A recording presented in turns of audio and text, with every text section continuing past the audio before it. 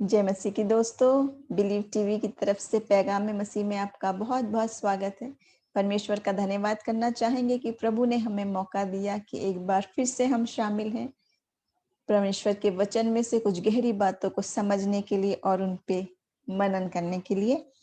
तो आज उसी सीरीज में हम आगे बढ़ेंगे जो हम यीशु मसीह की शिक्षा पढ़ रहे थे, समझ रहे थे, उनकी तालीम को जो वो तमसील के जरिए दिया करते थे, उसी श्रृंखला में आगे चल रहे हैं। लेकिन आज कुछ अलग बात पर हम बात कर रहे हैं। वो एक सवाल है जिस सवाल पे हम अक्सर उतना ध्यान नहीं देते, जबकि वो बहुत ही इम्पोर्टेंट है। बहुत गहरी बातें, रूहानी बातें और एक नया प्रकाशन, रिविलेशन उसमें छिपा है। वो क्या बात है मैं आपके सामने पढ़ना चाहूंगी। यूहन्ना 8 अध्याय उसका 3 से 11 वचन। देखिए, ये वचन हमने बहुत बार पढ़ा होगा, बहुत बार समझा है, बहुत बार इस घटना को हम देखते हैं, इससे जुड़ी हुई मुख्य सब बातों को हम समझते और जानते हैं।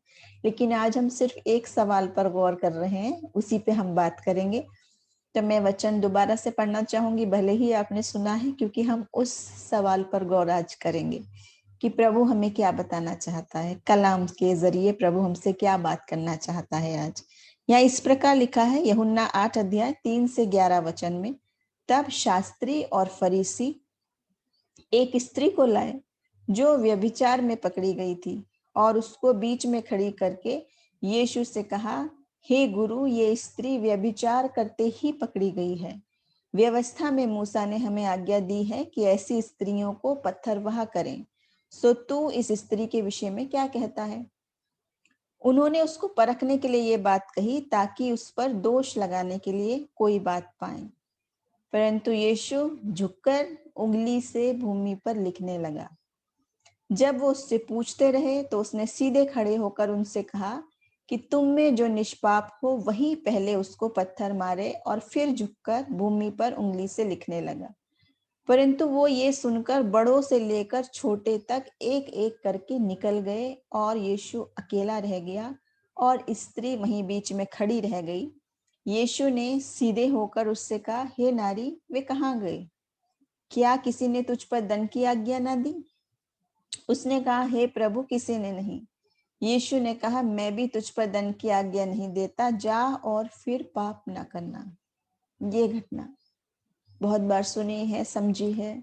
इसमें बहुत सारी गहरी बातें हैं जिसको हम समझते हैं, जैसे कि यीशु मसीह का मोहब्बत कैसी है, उसको पाप क्षमा करने का अधिकार कैसा है, और हर एक पापी के पास मौका है कि हम कितने भी गुनहगार क्यों ना हो, रंगे हाथों पकड़े गए क्यों ना हो, लेकिन जब हम न्याय के लिए जा रहे फिर भी प्रभु मौका देता है। अभी भी हमारे पास वक्त है कि यीशु मसीह कहता है, मैं भी पाप नहीं पाता तुझ में, जा और फिर पाप मत करना। कितने आनंद के शब्द। सोचिए आप उस स्त्री की दशा कैसी रही होगी, किस हालात में गई होगी। कितनी शर्मिंदगी की बात है, इतने सारे लोगों के सामने वो उसको लेकर आए, ऐसे पाप में फंसी हुई को लेके आए और मसीह के सामने लाए। और उसने सोचा होगा, पता नहीं मुझे ये क्या कहेंगे, लेकिन ऐसे शब्द जब कान में पड़े होंगे, कितने हृदय स्पर्शी बात है कि मैं भी तुझ में कोई पाप नहीं पाता, जा और फिर पाप मत करना। प्रभु आज आपसे मुझसे भी कहता है। इतनी बात हम समझ गए। दूसरी बात हम ये भी समझ गए कि जितने सारे वहां दोष लगाने वाले थे, मसीह चाहते थे कि वो दोष ना लगाएं, बल्कि अपने आप को पहले चेक करें। और इसलिए उसने कहा कि वो ही पहला पत्थर मारे जिसने कभी कोई पाप ना किया हो, क्योंकि वचन भी बताता है कि हर इंसान स्वभाव से पापी है। कोई ऐसा नहीं जिसने कोई पाप ही ना किया हो, क्योंकि हम फितरत से गुनहगार हैं, इंसान हैं। जाने अनजाने गलती खताएं हमसे हो जाती हैं। और वचन भी कहता है, अगर कोई कहता है मैंने कोई पाप नहीं किया तो वो झूठ बोलता। तो इसलिए सब शर्मिंदा होकर चले गए, किसी ने पत्थर नहीं मारा। लेकिन सवाल पे हम आज गौर कर रहे हैं कि यीशु मसीह उंगली से भूमि पे कुछ लिखने लगे, जमीन पे कुछ लिखने लगे उंगली से। ये लिखने की बात क्या है? देखिए, आप और मैं सब जानते हैं कि वो सब लोग जो पूछने आ रहे थे, उस समय के फरीसी, उस समय के जो धर्म के ज्ञाता थे, जो पाखंडी लोग थे, जो सिर्फ रीति रिवाजों में फंसे हुए थे, और वो यीशु मसीह पे सिर्फ दोष लगाने के लिए ये पूछने आए। वो उसको कोई अपना ऐसा न्यायाधीश नहीं समझ रहे थे, वो उसको परमेश्वर का पुत्र नहीं समझ रहे थे, वो उसमें कोई अधिकार समझते हुए नहीं आए कि वो न्याय करे कि अब इस स्त्री का क्या हम फैसला सुनाए। वो उससे फैसला मांगने नहीं आए थे, वचन बता रहा है, वो इसलिए आए थे कि वो उस पे दोष लगे। दोनों हालात में अगर यीशु मसीह कहता है कि मैं इसको क्षमा करता हूँ, तो वो मूसा की व्यवस्था के खिलाफ होता, क्योंकि उस व्यवस्था के अनुसार था कि जो भी स्त्री रंगे हाथों व्यभिचार में पकड़ी जाए तो वो लोग पत्थर वहा करके मार डाले जाए। और अगर मसीह कहते कि मैं उसको क्षमा नहीं करता हूँ, तो उस पे दोष लगाते हैं। तो प्यार की, मोहब्बत की बातें, बचाने की बात करता है, उद्धार की बात करता है, मोहब्बत की बात करता है, ये यहाँ इसको क्यों नहीं बचा रहा? यानी दोनों स्थिति में वो कैसे ना कैसे उसकी हर बात को घुमा के फिरा के दोष लगाने के लिए ही बस आए थे। दूसरी बात है, जब हमारे मन में सवाल आता है कि यीशु मसीह जमीन पे कुछ लिखने लगे, बजाय कि कुछ सोचने समझने या करने के, वो आखिर क्या लिख रहे थे, वो भी उंगली से। तो जहां तक एक सामान्य धारणा है, जितना हम लोग समझते हैं, और हो सकता है सच्चाई भी हो सकती है उसमें, वो इतनी बात है कि हम ये सोचते हैं कि वो स्त्री क्योंकि व्यभिचार में पकड़ी गई है, इस हालात में आई है, तो यीशु मसीह उसकी तरफ नहीं देख रहे थे, या वैसे भी एक स्त्री थी इसलिए उसकी तरफ नहीं देख रहे थे, इसलिए वो उसको अनदेखा करते हुए लिखने लगे। या फिर कि वो जितने लोग वहां पर खड़े थे उनको इग्नोर करने के लिए, तवज्जो नहीं देने के लिए सोच विचार के लिखने लगे। लेकिन बात इतनी ही नहीं है, इतनी ही बात नहीं है, बल्कि इसके पीछे बहुत ही बड़ा रेवलेशन है, प्रकाशन है, जो वचन हमें बताता है, उसको हम देखेंगे। उसको देखने के लिए मैं आपके सामने पढ़ना चाहूंगी निर्गमन की पुस्तक, यानी एक्सोडस, उसका 31वां अध्याय और 18 वचन। यहाँ पे लिखा है, जब परमेश्वर मूसा से सीने पर्वत पर ऐसी बातें कर चुका, तब उसने उसको अपनी उंगली से लिखी हुई साक्षी देने वाली पत्थर की दोनों तख्तियां दी। किसने? परमेश्वर ने मूसा को।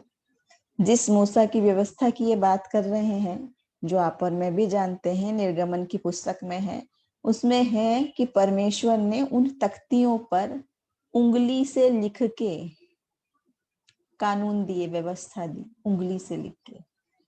आप और मैं सोच सकते हैं क्या हम खोद के लिख नहीं सकते? बहुत ही असंभव बात है।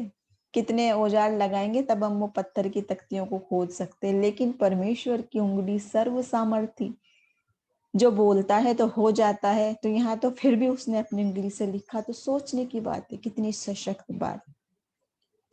और उंगली से लिखने की ही बात पर हम आ रहे हैं, ये बात भी 2 बार है। देखिए, यीशु मसीह की बात में भी हमने देखा कि एक बात तो ये है कि वो उंगली से लिखने लगा झुककर, और फिर वो खड़ा हुआ। देखिए यूहन्ना 8 उसके 6, 7 और 8 में फिर से देखेंगे ध्यान से। उन्होंने उसको परखने के लिए ये बात कही ताकि उस पर दोष लगाने के लिए कोई बात पाए, परंतु यीशु झुककर उंगली से भूमि पर लिखने लगा। जब वो उससे पूछते रहे तो उसने सीधे होकर उनसे कहा, तुम में जो निष्पाप हो पहले वो उसको पत्थर मारे। और फिर झुककर भूमि पर उंगली से लिखने लगा, यानी 2 बार। और ऐसे ही जो अभी हम एक्सोडस में देख रहे हैं, निर्गमन की पुस्तक में, परमेश्वर ने जो स्वयं अपनी उंगली से उस व्यवस्था को लिखा, वहां पर भी 2 बार का वर्णन है। देखिए, जब दोबारा लिखा, एक्सोडस 32 और 19 में ये है, एक्सोडस उसका 32वां अध्याय और 19 वचन में यहाँ पर है कि जब मूसा ने वो तोड़ दी थी, टूट गई थी उससे, क्रोध में उसने जब तोड़ दी थी, तो फिर दोबारा, जब दोबारा लिखी गई तो दोबारा परमेश्वर ने लिखा। देखिए क्या लिखा है, एक्सोडस 34 और उसकी पहली वचन में, फिर यहोवा ने मूसा से कहा, पहली तख्तियों के समान पत्थर की 2 और तख्तियां गढ़ ले। तब जो वचन उन पहली तख्तियों पर लिखे थे जिन्हें तूने तोड़ डाला, वे ही वचन मैं उन तख्तियों पर भी लिखूंगा। वे ही वचन लिखूंगा, और मैं खुद लिखूंगा अपनी उंगली से। ध्यान देने की बात क्या है, परमेश्वर ने ये नहीं कहा कि अब तुम लिख लो, तुमको तो पता ही है पहले ऐसे लिखी थी, अब भी वैसे लिख लो, बल्कि जैसे पहले लिखी थी फिर से लिखूंगा मैं उन्हीं को। और फिर से उंगली से परमेश्वर ने उन सारी व्यवस्था को लिखा था। जो 10 कमांडमेंट्स हम बोलते हैं, 10 आज्ञा परमेश्वर की दी हुई। और यहाँ पर यीशु मसीह जो झुककर लिखने लगे, क्या मायने है इस बात का? परमेश्वर स्वयं, परमेश्वर का पुत्र भेजा है परमेश्वर ने यीशु मसीह, और वचन में बताता है त्रिएक परमेश्वर की बात, परमेश्वर पिता, परमेश्वर पुत्र और परमेश्वर पवित्र आत्मा, यानी त्रिएक। ऐसा नहीं 3 अलग अलग लोग हैं, त्रिएक, एक ही प्रभु, एक ही परमेश्वर, एक ही खुदा और एक ही अधिकार। जिस एक खुदा ने अपनी उंगली से जो व्यवस्था लिख दी तो लिख दी, उसको फिर दोबारा अगर कोई और है तो कोई और उसको एडिट नहीं कर सकता, फेर बदल नहीं कर सकता। जो आज हम लोग सोच रहे हैं, हमारे हाथों में स्मार्टफोन है, उसमें सारे फंक्शंस हैं, हम एडिट डिलीट सब कुछ करते रहते हैं, लेकिन ये खुदा का वचन है, उसकी उंगली से लिखी हुई आज्ञाएं हैं। जो लिख दी तो लिख दी, उसको मिटाने का, उसको बढ़ाने का, उसको जो भी कुछ करना है, वो अधिकार सिर्फ परमेश्वर को ही है। वही उसकी अपनी उंगली से ही लिख सकता है सिर्फ, और यीशु मसीह को ही वो अधिकार था, सिर्फ एकमात्र। तो यहाँ पर जब हम सोच रहे हैं कि वो भूमि पे लिखने लगा उंगली से, सिर्फ उनको इग्नोर करने के लिए, सिर्फ ऐसी बात है, बात इतनी नहीं है, बात अधिकार की है। बात यह है वह खुद खुदा का बेटा है, उस कानून को आगे बढ़ाने का, मिटाने का सब अधिकार उसी को है, और पाप क्षमा करने का अधिकार उसको पूरी तरीके से है, क्योंकि वो उस पाप को क्षमा करने के लिए अभी अपनी जान का बलिदान देने वाला है कुछ समय बाद। यीशु मसीह जानता था कि मुझे क्रूस पर लहू बहाना है इन सब की गुनाहों के लिए, इसलिए उसको अधिकार है कि वो उस पाप को क्षमा कर सकता है। वो वहां पर इस बात को लिख रहा था, उस सामर्थ्य से लिख रहा था। एक बहुत सशक्त बात है इसमें छिपी हुई। इसके अलावा एक और बात भी है वचन में जो हम ध्यान देंगे, वो है यिर्मयाह 17 अध्याय और उसके 13 वचन में। देखिए यहाँ पे इस प्रकार लिखा है, हे यहोवा, हे इस्राएल के आधार, जितने तुझे छोड़ देते हैं वे सब लज्जित होंगे, जो तुझसे भटक जाते हैं उनके नाम भूमि ही पर लिखे जाएंगे, क्योंकि उन्होंने बहते जल के सोते यहोवा को त्याग दिया है, उनके नाम भूमि पे लिखे जाएंगे। एक और बात, एक और प्रकाशन ये भी है कि यीशु मसीह सब कुछ तो जानने वाले हैं, क्या नहीं जानते? मन की बात, वचन क्या कहता है, वो हमारे विचारों को दूरी से पहचान लेता है, हमारा उठना बैठना वो जानता है, और क्या नहीं जानता? एक एक लहर उसकी आज्ञा मानती है, एक एक तारे का वो नाम से लेके जानता है, हमारे एक एक बाल का हिसाब रखता है, हमारे हर दिन उसकी पुस्तक में लिखे हैं, गर्भ में रचे जाने से पहले जानता है, नाम से जानता है, यानी सब कुछ जानता है प्रभु, सब कुछ। सारी सृष्टि उसके हाथों की है और उसको सब कुछ मालूम है। जितने लोग ये दोष लगाने के लिए खड़े हैं, हाथ में पत्थर लिए हुए खड़े हैं, वो उन सब को नाम से जानता है, उनके सारे पापों को जानता है, सब कुछ खुली किताब के समान मसीह के सामने है। जितनी देर वो बैठा और लिखा और उसने ये कानून बदला, उतनी देर में क्या मसीह नहीं जानते थे इन सब के नाम? जो ये अभी वचन कह रहा है, लज्जित होंगे वो और इनके नाम भूमि पे लिखे जाएंगे, क्योंकि उन्होंने बहते जल के सोते यहोवा को त्याग दिया है। तो पूरी संभावना है कि प्रभु उस समय जो बैठे हैं, ये सारा हिसाब किताब, सारा न्याय, सब बातें जो हमारे समझ में नहीं आ रही, हम इंसान हैं, सीमित बुद्धि है, लेकिन जब कलाम पढ़ते हैं, समझते हैं, प्रभु का पवित्र आत्मा हमें सिखाता चलता है, समझाता चलता है, तब हम इन गूढ़ छिपी हुई बातों को समझते हैं। तो हम समझते हैं कि सिर्फ यीशु मसीह ही है सारे कानून का लिखने वाला, उसको बदलने वाला, एक नई व्यवस्था। हमने देखा कि नहीं, यीशु मसीह की वाचा का नया लहू, उस लहू से वाचा नया हो गया, सब कुछ परमेश्वर के सामने पहुंच हो गई इंसान की, एक मीडिएटर, एक मध्यस्थ बन के। सब कुछ हम जान चुके हैं उस बात को। तो सिर्फ यीशु मसीह ही है जो हृदय को जानने वाला है, जो समझने वाला है। और एक खास बात जो हमारे और आपके विषय में बहुत दिल को छूने वाली बात है, वो भी मैं इसमें जोड़ना चाहूंगी। वो है 2 कुरिन्थियों उसका 3 अध्याय और 3 वचन। यहाँ इस प्रकार लिखा है, ये प्रकट है कि तुम मसीह की पत्री हो, जिसको हमने सेवकों की नाई लिखा, और जो सियाही से नहीं परंतु जीवित परमेश्वर के आत्मा से पत्थर की पट्टियों पर नहीं पर हृदय की मांस रूपी पट्टियों पर लिखे हैं। क्या है? हम सब मसीह की पत्री हैं, जो पत्थर की पटिया पे नहीं पर आत्मा से, प्रभु की आत्मा से, जीवते परमेश्वर की आत्मा से हमारे हृदय की पटिया पे लिखा है।